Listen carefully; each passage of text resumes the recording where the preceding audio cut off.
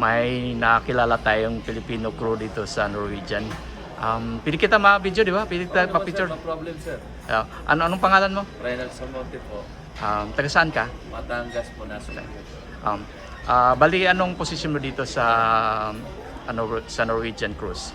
assistant waiter po. Assistant waiter. Opo. Pero matagal ka na ba dito?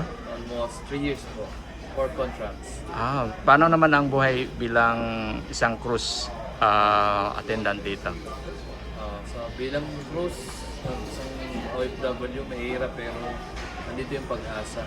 Nandito yung opportunity na wala sa Pilipinas. Bibigay nila yung kailangan ng pamilya namin. Yan lang po yung usabi. Pero paano ba magkuhan? Marami kasing mga Pilipino na gusto ring magkatulad mo na lalo na pag alam nila na cruise ship ang sarap pakinggan. Pero paano ba mag-apply as a cruise ship? Number 1 po doon yung experience, of course. Kailangan bago ka ma-hire, alam mo yung trabaho na ina-applyan mo. Like experience, number 1 kailangan ng isang seafarer yan. Meron kang experience at least 1 to 2 years para sa course na gusto mong pasukan. Like me, I was worked before as a waiter in Philippines for almost 12 years. But yun, nag-apply ako dito as a restaurant steward at the first time. So, promote ako. This moment, assistant waiter na. Yun po. Okay. Bali, you work as a contract, right? How many months or weeks ba ang kontratan nyo sa first? First contract, so majority sa amin, almost 8 months po. 8 months kami lagi sa contract. Then, renew naman. Renew tayo. So every 2 years, we have medical. So, kapag kami mga expert yung mga like example trainings, bago ka ulit mag-onboard for another contract, kailangan mo ulit i-renew yun. Alam ko na busy ka. Hindi ka ba okay lang pa sa iyo?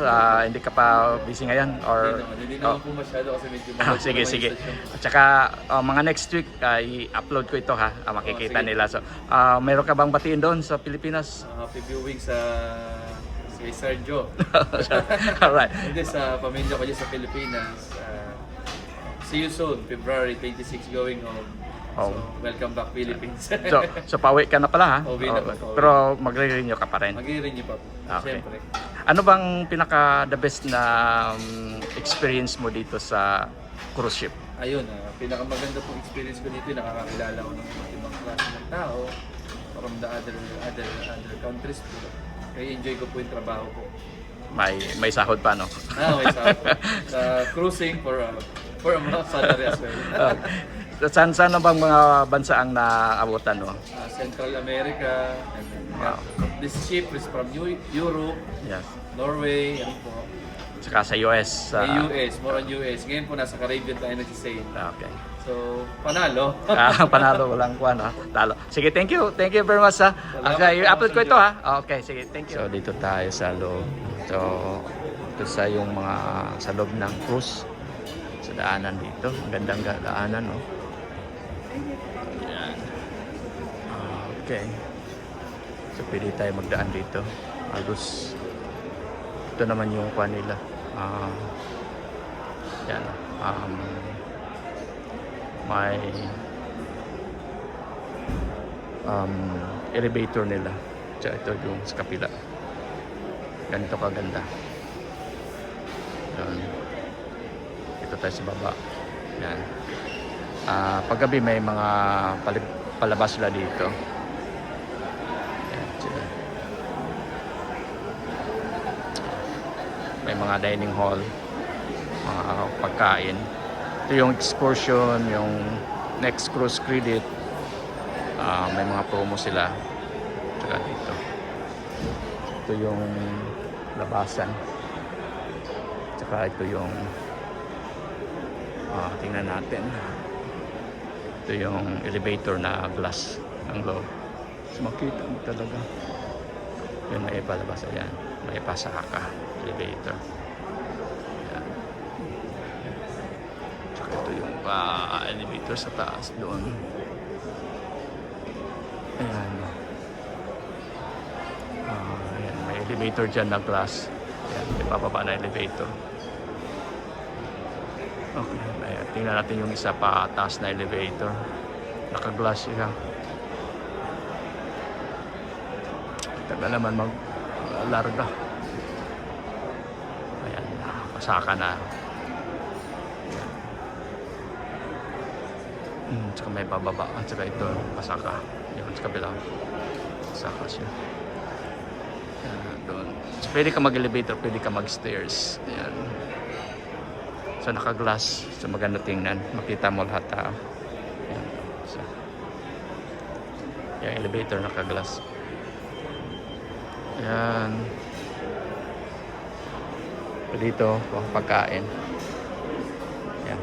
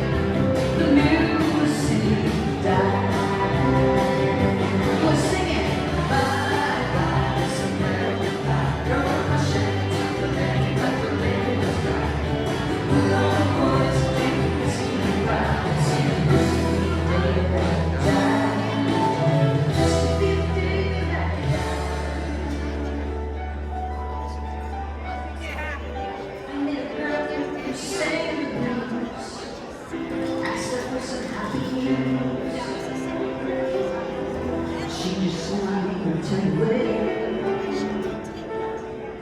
went down to the secret store where I heard the music years before. But I hadn't music in the streets of children's school. I was crying up on the street. Not a word was spoken. The church bells were all broken. Three men I at my cross, from the sun and the Holy Ghost. The last strength before the close of the day. The music died. So, bye, bye, Miss American Pie, Lady was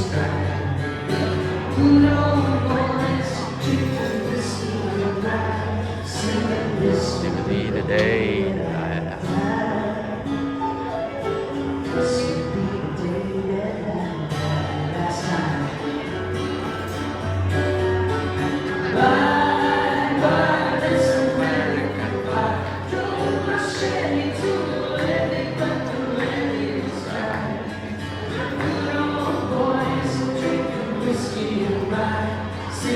This will be the day that I cry.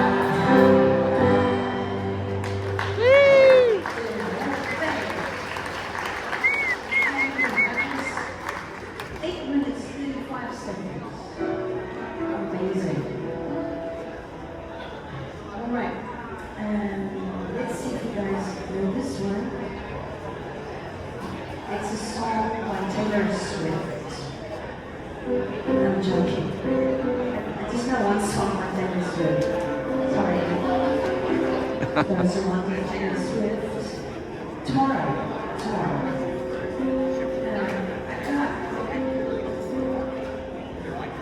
For the baddest guy in the bar, you know who you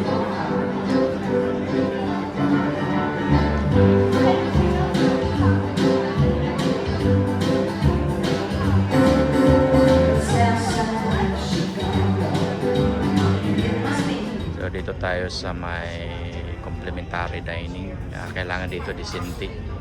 So pasok mo dito. May mga menus nila dito. Tsaka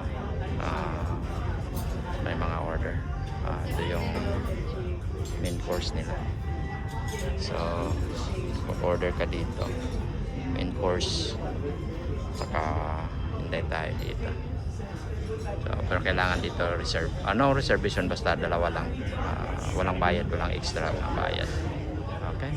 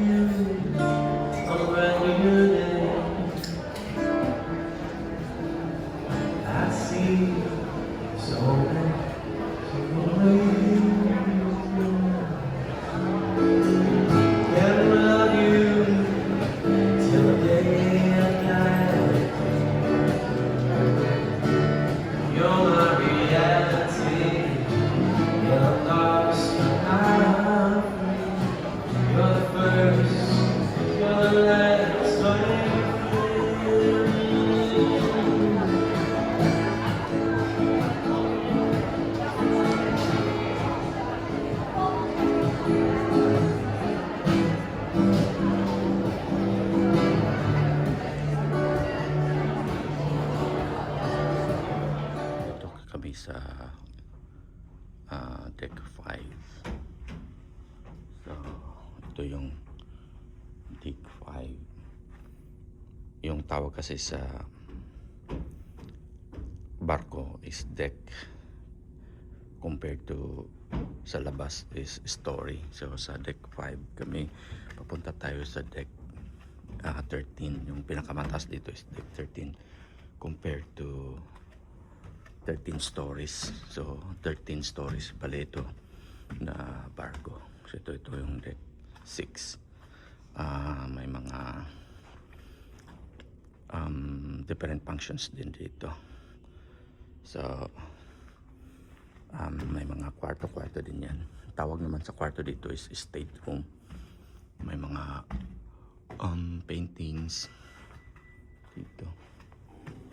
Tsaka dito yung anong deck na ba ito? Deck 7. Lalagyan nila ng this way kasi yun ang daanan palabas mamaya. Nakadak na kasi tayo. Yan ang deck 7. Tingnan natin dito sa deck 7. May makikita tayo dito. Nakadak na yung barko.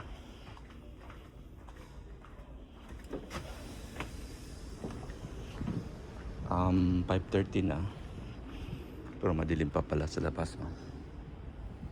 Yan yung makikita natin sa labas, 5:30. Nandito na tayo sa Dominican Republic. Isa sa mga ruta natin. Yan. So, sa kabila. Tingnan natin kung anong makita natin sa kabila. Ito yung joggingan natin during daytime. Itong deck 7. Sa deck 7 naman, marami kang mga functions na makikita dyan. Yan, makikita mo dyan. So, pasaka pa tayo. Sa deck 13 tayo. Ito naman sa kabila. Maikot mo kasi yung buong barko. So, yan, sa deck 7. So, may mga magandang tanawin din dyan.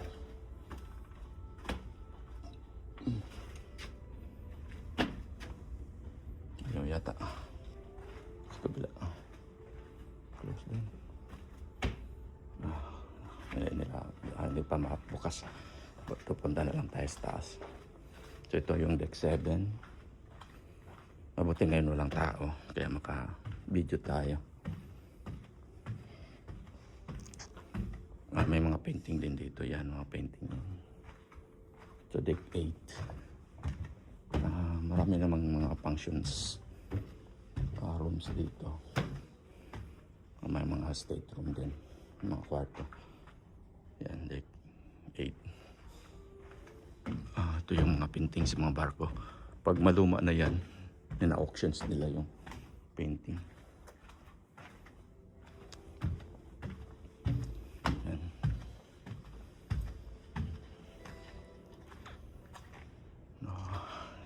Dito naman meron siyang parang podium. So ito yung makikita mo sa baba. So deck 8 na tayo. So ito yung makikita mo sa baba. Yan. So ito sa kabila yung elevator na glass. Yan, elevator na glass yan. Hanggang 13 yan. Taas. Sa kabila din may 4 yata yung elevator dito. Kaso yung elevator nila maliit. Yan. Punta tayo dito.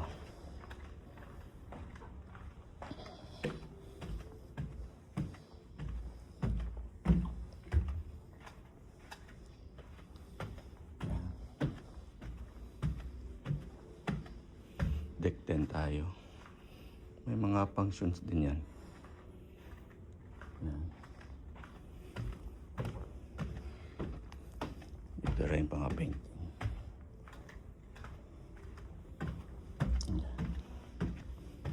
Okay. Deck 11 tayo. Mga state rooms.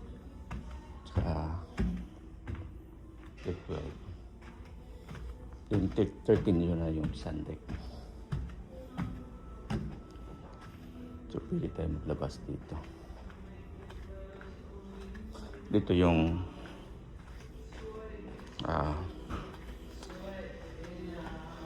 yung sandik sa 13 at saka sa 12 itong dining room, saka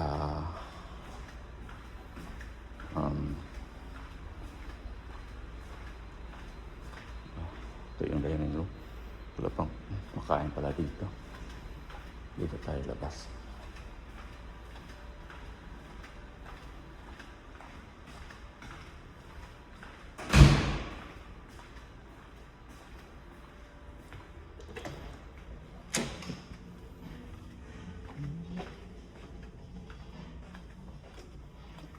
Ayan. So, ito yung deck 12. Saka dito yung deck 13. So, naikot natin lahat na deck. So, ito yung deck 13. Yan. 13. Yan yung labasan. Doon may mga spa na yun. Ito yung podium. Yan, makikita natin yung sa kabila. Glass na elevator at saka ito yung sa pinakababa. So mataas ya, 13 stories compared sa labas na building, pero dito sa barko tinatawag nilang deck. So deck 13 hanggang deck 13, yun ang pinaka sun deck na. Ito yung may mga kwan din dito, mga pagkainan dito. Tingnan natin kung open na ba dito. Yan, pagkano. Open na pala. Okay, so ito na yung pool sa deck 13. Yan, dito yung pool. Mabuti walang tao ngayon, saka hindi mahangin. 6:45 na, 6:30 na. So yan, ready na yung pool. Yan, 6:30 na ng umaga. May excursion ngayon kaya nag-ready na rin sila. Ayan.